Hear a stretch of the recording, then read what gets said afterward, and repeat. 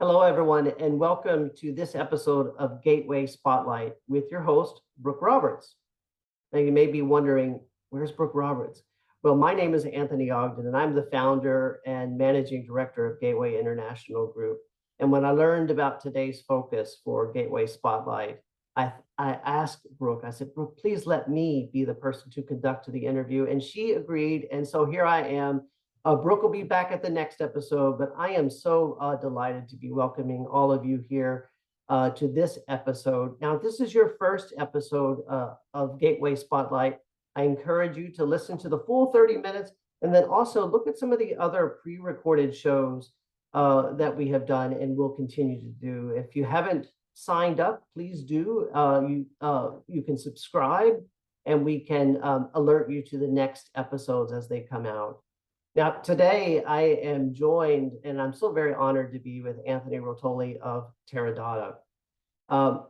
I think many of you have been wanting to ask, in fact, I think many of you have been wanting to meet with Anthony over the past couple of years at the very least, and I am one of those people who have been really looking forward to picking his brain about the collective future of international higher education. Now, Anthony, as many of you know, he is the CEO of Terra Dotta. He joined them about a few years ago in 2019, a tough time to be joining a new organization, I imagine. But anyhow, by way of introduction, I was preparing my notes and I thought, how should I best go about introducing Anthony? And by the way, a very good name. I turned to your LinkedIn profile and I loved what you have written there, that he identifies as a board member, an advisor, a mentor, a coach, and most importantly, in his own words, a dad. So I'm so pleased to have you here. Now, folks, Anthony has been involved in, he's been an active business leader for more than 25 years. He specializes in transforming companies, including leading edge technology, sales growth, marketing, and business development initiatives, while optimizing processes, products, and talent. Now, of course, he's with Terra Dotta, and I tell you, I feel like I've known Terra Dotta since the early days. And now to see that Terra Dotta has grown and now works with more than 700 universities and colleges, and now through your very robust global engagement platform that you're now supporting over 1 million travelers and virtual participants annually. That's pretty amazing. And then I also learned that Terra Dotta received the award as the from EdTech Breakthrough Awards as the 2022 Global Engagement Company of the Year. Well, congratulations. Now, folks, in my opinion, there are very few organizations engaged in international higher education today that have made a bigger impact on our collective work. Now, I've been a Terra Dotta client or a customer across several institutions. And I've been thinking back to, gosh, almost 20 years ago, perhaps when Terra Dotta was just launching.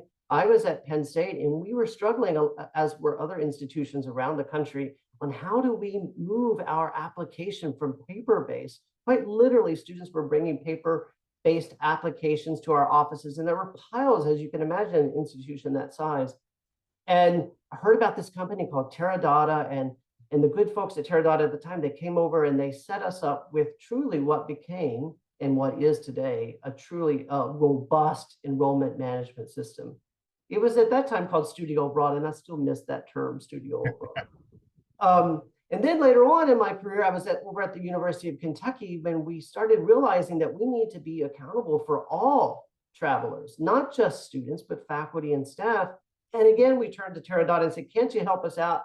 And now University of Kentucky and so many other institutions are able to track their travelers in a very seamless, I always used to say, with 2 punches on my phone, I can tell you where our travelers are. I also remember working with Brandon Lee. I hope he's doing well. I see he's off golfing these days. Right? Brandon helped me and so many others earlier on in being able to leverage this access to data to be able to do some, at the time, with some pretty groundbreaking research on student learning outcomes, particularly with regard to graduation rates and persistence to graduation. Now, folks, I learned recently about this new robust platform called Global Engagement that Terra Dotta has. And gosh, as Terra Dotta has helped me over the years, has made life so much easier for all of us, including those of us who work with international students, education abroad, international safety and security, and now student lifecycle programming. Now, I'm not as familiar with the student lifecycle programming, so hopefully, Anthony, when we get to that, you'll tell me more about it. So for today, though, we all know that much has changed in the world over the last several years, now partially stemming from COVID-19 and then as well by the driving forces associated with Industry 4.0. Now, we've seen with that new modalities moving from the periphery to the mainstream. We've seen more, I think, increased sophistication of ed tech. We're seeing more receptivity among our students and their families for online learning and engagement. There have been a lot of changes. And so with that perspective, today's focus of Gateway Spotlight is really me trying to seize an opportunity to speak to Anthony about the opportunities that he sees ahead for all of us as we consider the next generation of international higher education. And so with that, Anthony, welcome to today's guest episode of Gateway Spotlight. And to all of you visiting and watching today, thank you as well for being here. Let's get started, shall we? Absolutely. Well, first and foremost, again, agreed. Great name. We can't be any better than two Anthony's on a call. Thank you so much, for having me. Thank you for that great introduction. I couldn't have written it any better than myself. Oh, very good. And I appreciate you taking the time to actually look at the background and kind of some of the things that are important to me just personally, not just professionally, and why there's a lot of synergy between what Terra Dotta does and what my personal side is. And like you said in the intro there, the most important piece to anything that drives me is the last part of that statement, which is dad first. Right. And that is my role. That is what I'm there for. And then everything else obviously falls in line, behind all those things. So, that is what's critically important to me. And it's going to continue to be important to me with my three daughters and making sure that they're successful, right, as they continue to grow up and move on into their careers. Well, I appreciate you doing that. And again, thank you so much for all that you do for Gateway, but certainly for our broader profession. It really is terrific to be together with you today. But I've got to ask you, I didn't know you before 2019, and now that I've had a chance to speak with you a little bit, I have to ask, what drew you to international higher education? Why Terra Dotta? Yeah, I mean, there's lots of reasons why, but one of the things that I think is the most critical was the mission and understanding what Terra Dotta was all about. Having been in the education technology space for a long time, I didn't really know of Terra Dotta, right? It's a different environment for the types of universities and things that it serves. But that being said, what was really the thing that drove me here was that the reality of what the cultural experiences brings to people is exactly what Terra Dotta's mission is. And having gone and traveled internationally quite a bit over my career, for the last 20 to 30 years, you learn a lot of things. And the more you can bring that to the younger generations and having those experiences early, ultimately is what drove me here. And understanding that those things are very interconnected, I think, to a lot of things we're going to talk about today. But ultimately, that's what drew me here. In the education technology space, there are lots of different places you can go. But what was so interesting about what Terra Dotta is and was, and what, the founder you mentioned, Brandon is doing well. The reality is that this came out of an initial mission that they saw back 20 plus years ago and has continued to grow more and more inside of higher education ever since. So, it was ultimately, as I started having those conversations, like, oh, this is going to be a fun place to be. You did mention something happened in 2020, as well, shortly after I got here. But we'll get into that. Well, that's really great to hear. Is it what you anticipated, that transition from ed tech into higher education? There are ultimately two different things in general, right? And when you look at ed tech versus what higher education is, the companies I've been with over education technologies over the years have been in what I'll call general education. There's been higher education, there's been K-12. They are very different in how they operate. But education, and I always try to clarify this when I talk to people. Ed tech is some technology that is targeted to a specific market to make their lives easier, whether it's to do things like what Terra Dotta does or others. But ultimately, right at the root, you're a software company like Terra Dotta with a mission that is driving that software. You can be a software company and want to be everything to anybody. That's not what Terra Dotta is. We are a software company with a mission to help higher education. That said, I've been in higher education, ed tech companies for quite a few years. But higher education has continued to evolve, right, over the last couple of decades.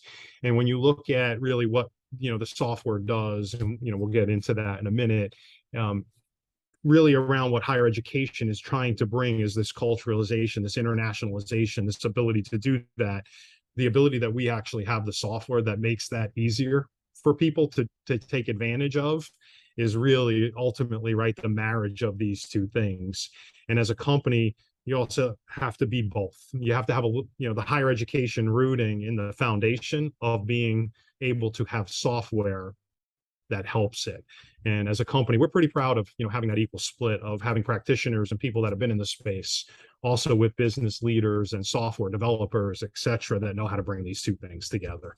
Well, that's good to hear. You certainly have made my life easier. Just the other day, though, I found it very interesting that I was chatting with an institution that is much new to education abroad. And they were asking me, they said, Tony, we really need to have a sort of like an online system to be able to manage applications. Is there such a system? And I giggled. Well, actually, let's go ahead and talk a little bit about Terra Dotta. So I think it was last year maybe, or not even that long ago, when I realized that life had moved on a little bit since Studio Abroad, and now you're working with in so many different aspects of international higher education, and so much so that you have a platform, a global engagement platform. Can you tell me a little bit more about how that shaped up over time and more about it now? And I think, Tony, one of the things that is not so much just about how it all happened, but when it all happened, right? And there's a little bit of going back to the early days, like you said, of Studio Abroad. We still get referenced that way. People remember us. We've been around for a while, which is fine. But the ultimate thing of what's happened over the last couple of decades is, as it became more prevalent in people either studying abroad or studying in the US, right? There historically were very siloed natures of these things. And, what you started to see, if you look at how, about Terra Dotta and how this is, the software platforms were built the same way. They were really, even here, at the company in the early days, where it was either for this office or that office, never really thinking through of what happens when or if these offices actually came together. Well, this event happened in 2020 that we are all very familiar with, which is, the fact that our platform supports not only just the inbound of students studying here in the United States, but the outbound of, studying away from the United States, is that we got to a point where everything became everywhere in 2020. You didn't have to necessarily be in the United States to still study. You didn't have to be outside of the United States to see and experience things. And what started to, form is, it's more about like how the relationship between these offices got tighter than they historically had been. And as you started to get into this thing that we now, know as the global engagement platform, the ultimate understanding is, what does student engagement look like across the entire global landscape? And ultimately, right, that's where you start to get into, going back to the early days of what we were at Terra Dotta to where we are now, was being able to have all of these things kind of interact and talk with each other on the software level, but also on the personal level down to the student. So when advisors are talking to students, they're talking to them about culturalization and internationalization, whether they're studying here and still want to go abroad to somewhere else or vice versa. So it's become a lot different proposition for a lot of our university partners that we work with, in trying to really look at it as a more global landscape and not so much about the departmental level. And you have to also have the tools to be able to do that, right? So it's become this combination of not so much the if, it was the when. And when it really started to come together was a few years ago, which all happened because everybody realized, oh, we have this event that just happened worldwide, the first time in our lifetimes, and hopefully the last time in our lifetimes, where, before you had incidents around the globe, but they were never as widespread, as this.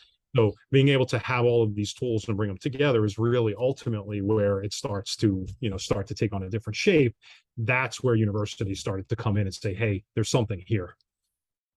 Well, I think that really makes a lot of sense, right? Because we have seen in some ways this retrenchment and escalation of international higher education. We've seen sort of traditional barriers breaking down and realigning and so forth. We're seeing shifts between generalists to specialists and so forth. So I think it really makes sense to have it sort of everything in one place, that you really are not just an enrollment management system, but really are tracking across the student life cycle. And that's pretty impressive. Well, congratulations on that. I've got to ask you one other question. Then I really want to turn our attention to the future. And that is, Sure.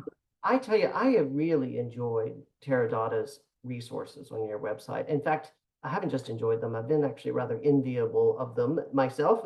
Wish that Gateway might be able to have the ability to do all that type of work, because what you're doing is you really have made, in my opinion, a commitment to the collective advancement of our field and Right. the profession together. That's not very common. If you look at some of the other organizations that are working in international higher education, you see on occasion these types of contributions, but not at such a large scale. So tell me, what drives that? So one, it starts with the mission, of the company, and really the foundation of what this was all built around, right? First and foremost. But, second to all of that is, I come from a place in the businesses I've been a part of with a very customer centric view, making sure that your customers feel like partners. They're in the equation. And in order to do that, you've got to be able to support them at every level, right? And what that means is it will help with the advancement of the industry that you're focused on. And, historically, if you have that rooted in the foundation of the business, it allows you to put the people first.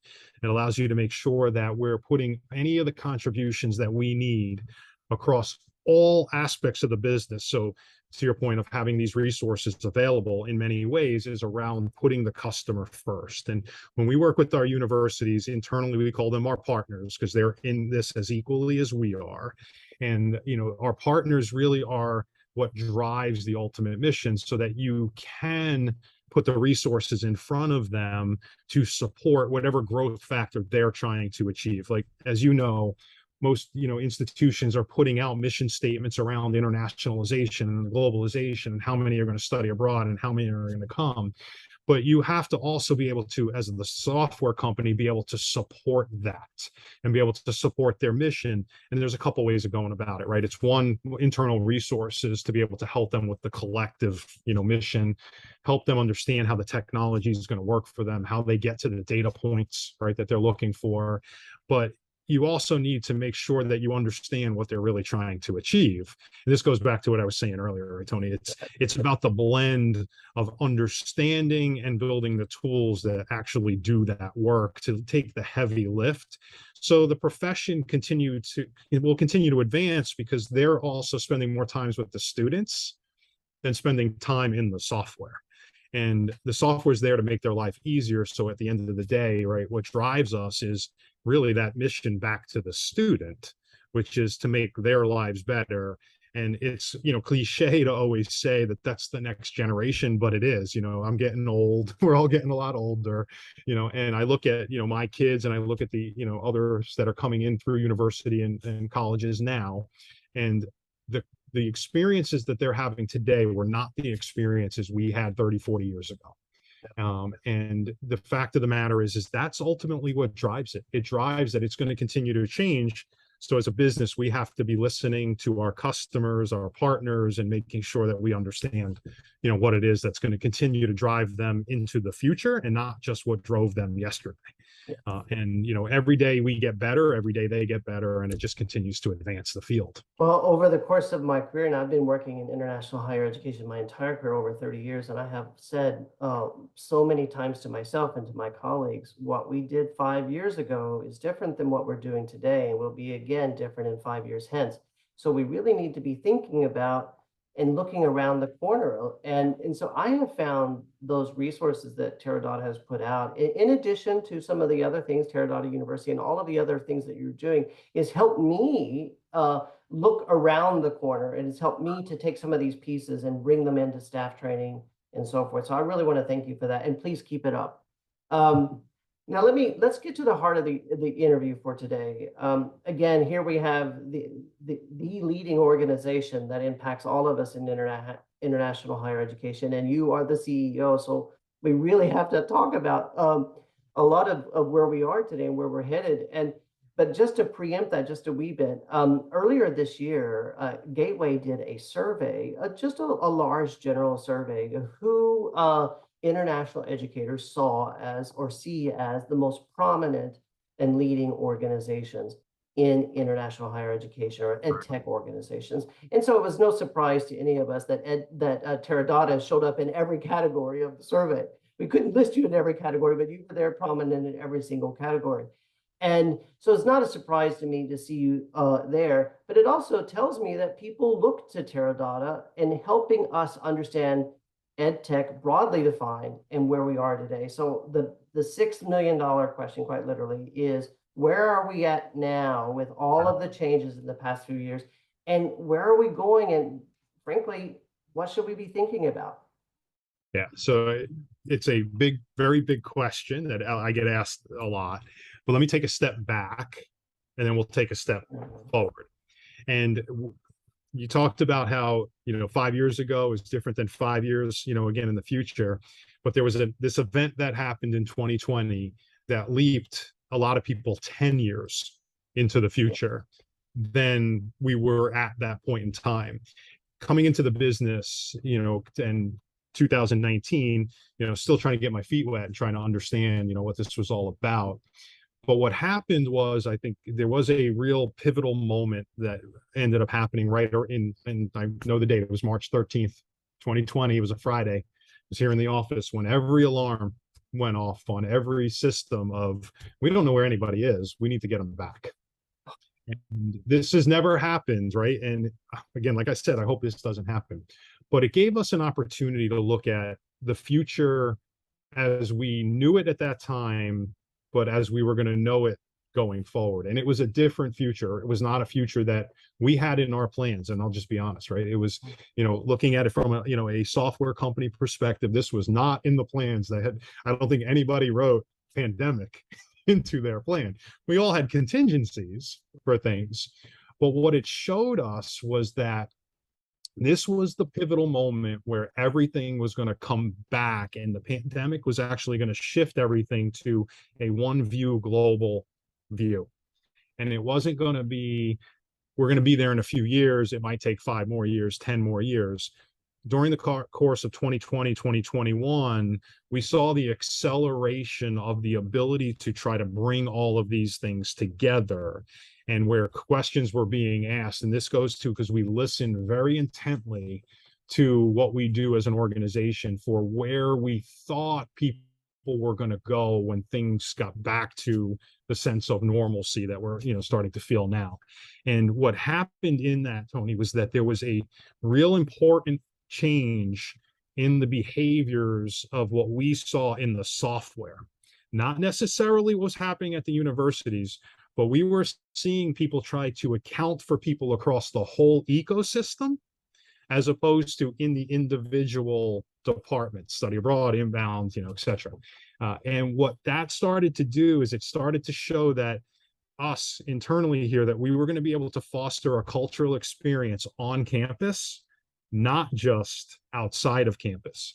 And what it allowed us to do from a future perspective and trying to start to look out was take a step back and say, if we brought all of this information together and we put it in front of you in a cohesive way, does it allow for the university to account for the full scope of what they're doing on an international level? And the answer to that was yes.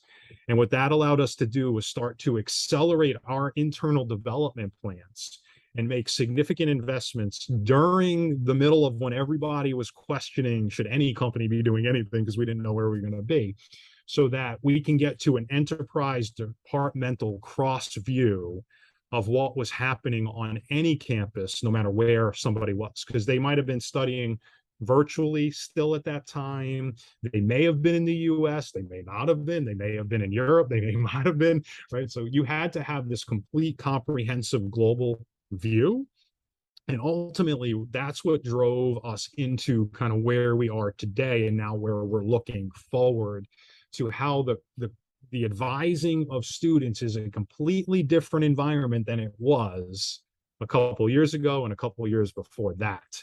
And the more automated you can make those things, the more integrated you can make those things, was all brought on by the pandemic, because advisors weren't advising anymore on campus, which was. I thought for sure at the time. I also, back in March of that year, wrote several pieces for the University World News, where I was actually saying at that point, as were others, but saying that it will actually break us free from some things that really didn't need to happen. And so now we are seeing more and more variations in advising. It taught us that certain things really do need to be done in person, and other things maybe not.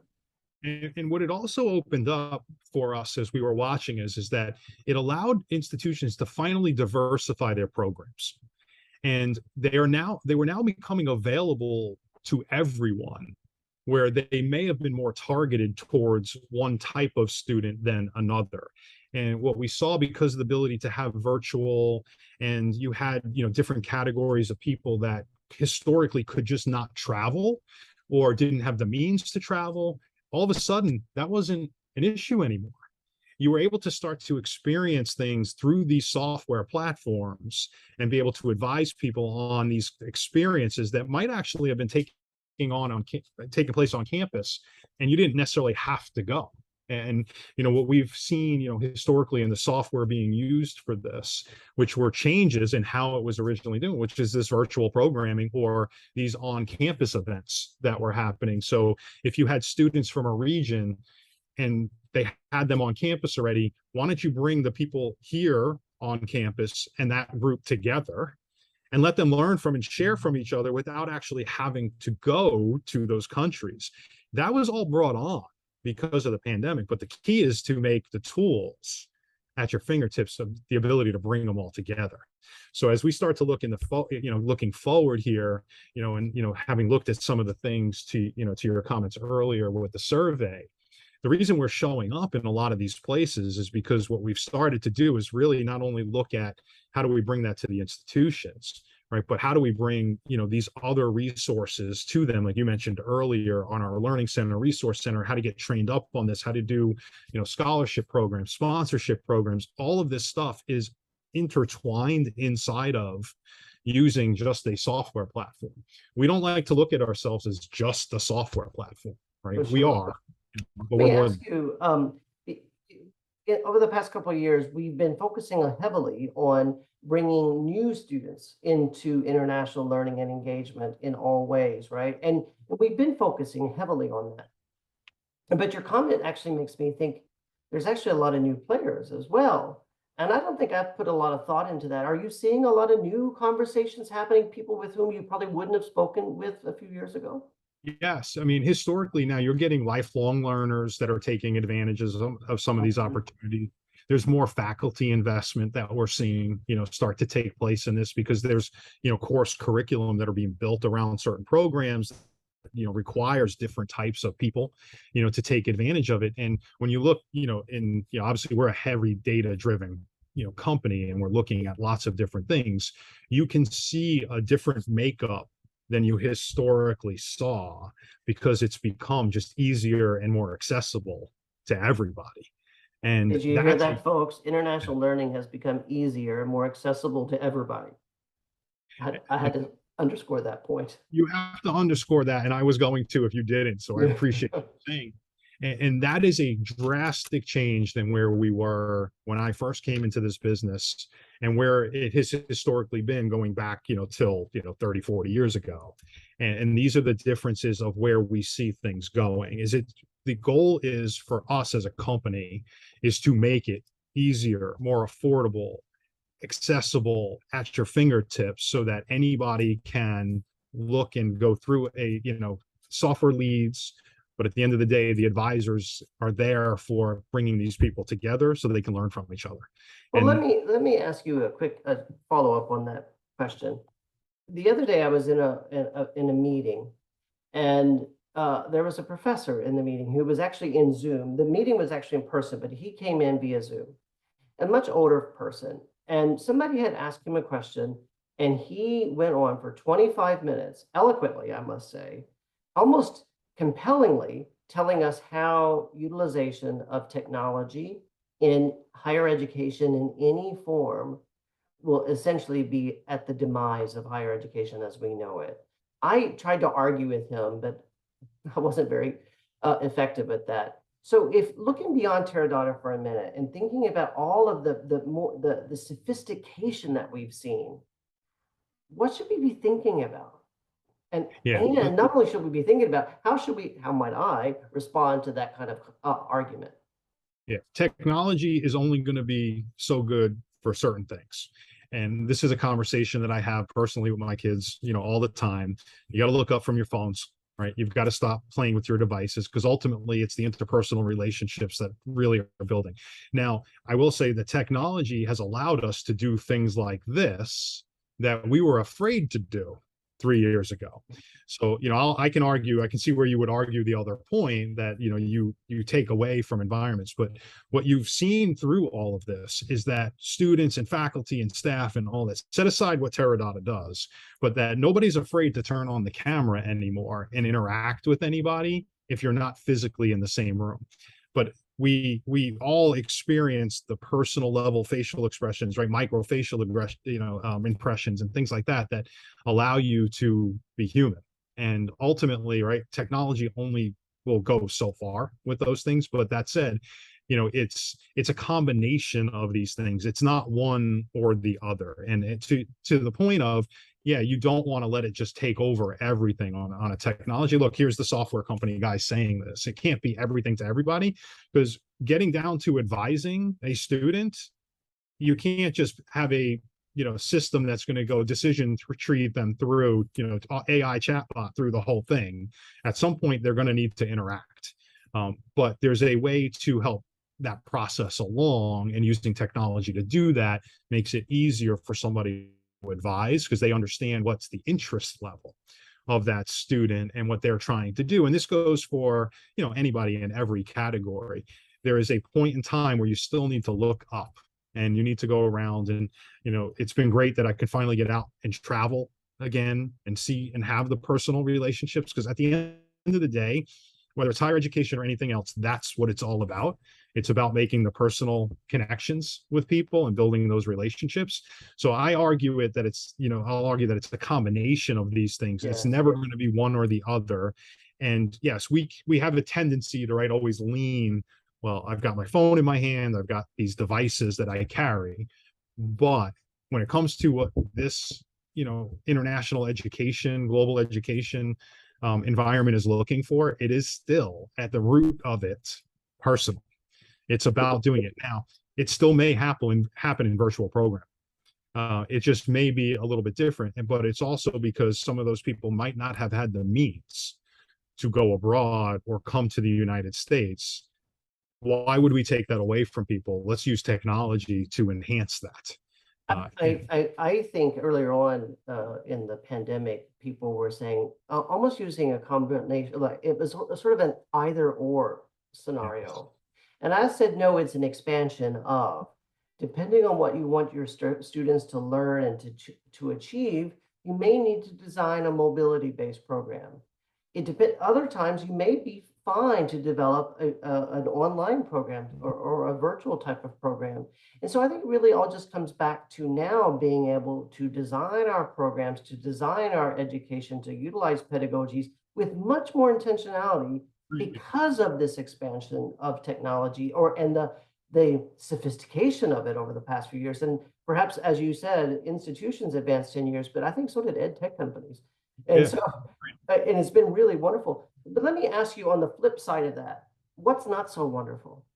Well, I think you can always look at all the worldwide events, right, that are happening out there. And the reality is that these are things that are always going to be at the forefront of every discussion, of where not just higher education, just I think in our lifetimes now, that are going on.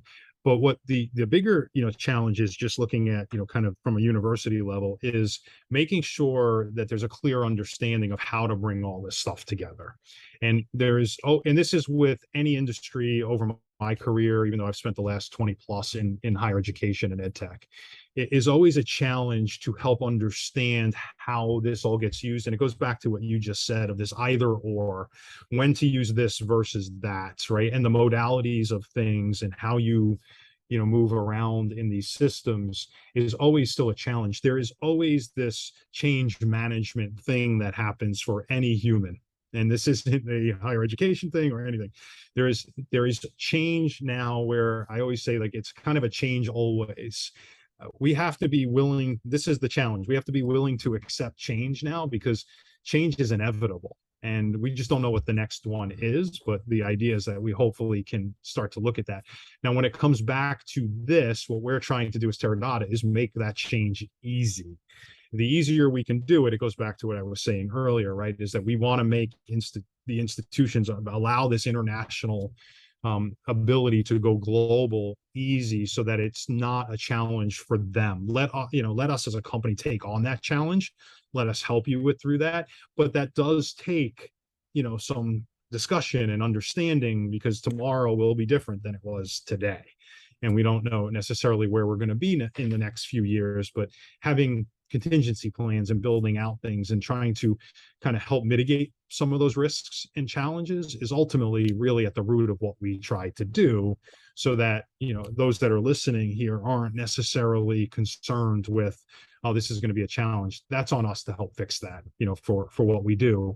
But the idea is really just to embrace change, as opposed to where we were. And I like to use the statement, and my teams here hear me say it all the time, is during the pandemic, we were managing with change. Now we need to lead through change. And leading through change is a lot different than just us coping with it, like we all were, look, myself included. Well, I think at the beginning of the pandemic, especially, if we had to use extremes, there were some people that hid under their desks and others that were looking out the window and trying to figure out what next to do, right?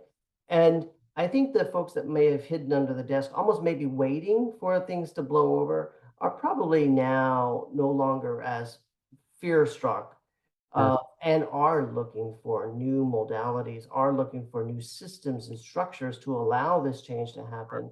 I think the fear of change is always inevitable. We're humans after all, but I do think in many ways, what an exciting time to be in international higher education. In fact, it was this change that helped me to motivate me to create Gateway. So I got to ask you, I think viewers here would probably resent me if I didn't, and ask Tara, what are you up to? What can we look forward to? So what can I tell you versus what I Yeah, can? that's right. So that's the question that you're asking me. So what I can tell you is there's a lot on the horizon for Terra Dotta. As a company, we've made significant investments back into how we're going to reinvest in the technology and building out new things, for the future. And you're right, as you said, like there is this, there is a fear of change as humans, but what we've got to do is like really truly embrace it, but listen to the things that need to change. And I'll talk a little bit about that because it really drives what's in the forward future for us, because our teams spend a lot of time, our customer success teams, our marketing teams, our development teams, on really like trying to look out not just on the near term horizon, but the long term horizon. And in that future, there are a lot of new things which are all driven around this idea of bringing global engagement together. And by doing that, it's no longer, like I said earlier, about it's this or that, it's incoming versus outgoing, or travel risk versus this. So, recently, this year we had rolled out our new Engage platform, which is basically the communication method for interacting with students and basically helping bring more advancements in advising to the office to understand what are the things that are of true interest to the students or the learners that are trying to explore, whether they're incoming or outgoing programs, so that it becomes a lot easier to take the heavy lift of trying to guess at what they're interested. So ultimately, at the root of that is data. And where we're going as a company is truly very data driven, data centric applications. And this is going to really drive for where we're going in the future. Imagine, if you will, wink wink, that there was a tool that allowed you to see your entire global engagement landscape at your fingertips. How many are coming in? How many are going out? How many are crossing? What is the ethnicity breakdown? How many different majors are being studied throughout these things? Well, imagine, if you will, Terra Dotta has all that data. Well, wouldn't it be cool if you had that data too? Right. And, where we're going is really trying to bring all of that to the forefront, so that as you're building out your mission-driven programs, you can help bring that to not only the attention of your university or college, but the attention of the students, and being able to understand, like, wow, it's not just me. There are others like me and others that want to learn about this, so that you can help with that global footprint and expanding how the interrelationships between universities work around the world, how students that might be from a certain neck of the woods might experience things. What happens when I'm actually on the ground there and I want to communicate with a student that might be from another college? Well, I am imagining what you're saying, and I think that's just really terrific. And actually, I'm not really surprised. The Terra, I remember years ago, when I was director of education abroad at the University of Kentucky, and behind my desk chair was a bulletin board. And on that bulletin board, I had a weekly report that generated enrollment data, and it did so compared to the same week, the week before, the year before, and had all sorts of other data that helped me to make informed decisions about where we needed to make and to apply action and so forth. All of the data was generated automatically through Terra Dotta. So imagine now, beyond the education abroad world, if you're able to pull together that interactivity, and almost even to the point that you can make not just informed decisions, but even projections based Correct. on this type of dashboard type of information, it would be truly revolutionary.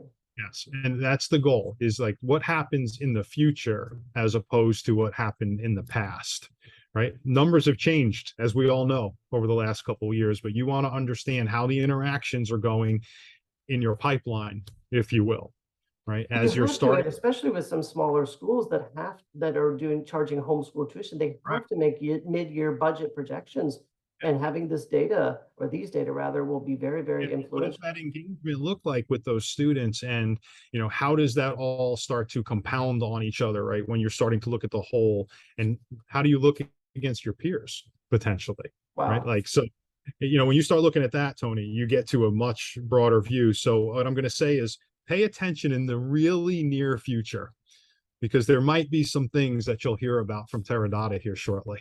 Well, you heard it here, folks. So thank you very much for that, Anthony. And I know we're way out of time, but let me just ask you in the final question, is there anything else that you think we all need to know?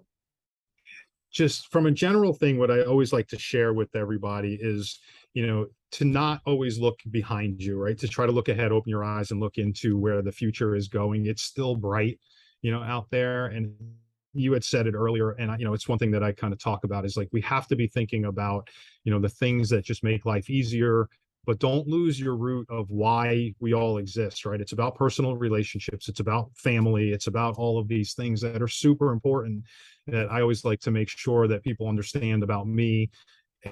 And really, that's what's rooted in Terra Dotta. And really, that is our mission, about, putting our people first, putting our customers first, and really making sure that we all just, I want to, we have that big out there virtual hug, of each other. Well, I really appreciate that. And if I can just add a little summative statement of my own, I think we all have to recognize that a lot has changed over the decades, certainly in the past few years, and things are continuing to change. But one thing that really hasn't is our goal. Our goal is still to graduate all students who understand the international nuances of their discipline, who have the knowledge and the skills and the perspective to truly engage in the world and to understand their place in it. So I really appreciate all of what Terra Dotta is doing to make all of that possible, to make our goal a reality. It's not, our goal hasn't changed. How we get there does. And so I really appreciate this, Anthony, very, very much. And folks, in conclusion, I want to thank you all for persevering to the end here. And I wanted just to invite you once again to visit Terra Dotta's website. I found it truly fascinating, especially the Gateway Resources page, which I probably printed off more than I ought to have done. I also want to invite you all to look at previous recordings and future recordings of Gateway Spotlight. Subscribe to hear about future episodes. And with that, Anthony, let me wish you and all of your colleagues there a very good day there in Raleigh and around the world. Thank you so much for being here. Thank you for having me. I appreciate everybody, staying on with us to listen. And if anybody needs anything, we're here for you.